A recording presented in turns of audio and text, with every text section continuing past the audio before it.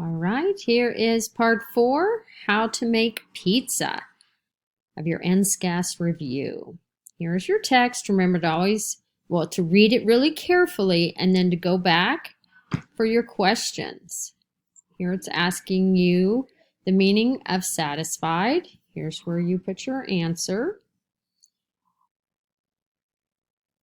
Here is asking you which word from the sentence does not have a homophone.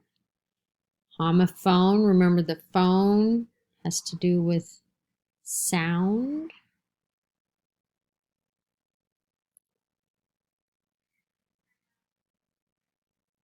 Which question is answered in the passage? How is the passage organized? A description, steps in a sequence, cause and effect, or comparing and contrasting two topics?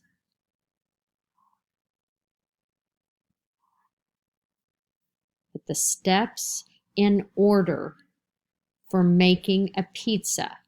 So you just put them in order. You don't have to capitalize them,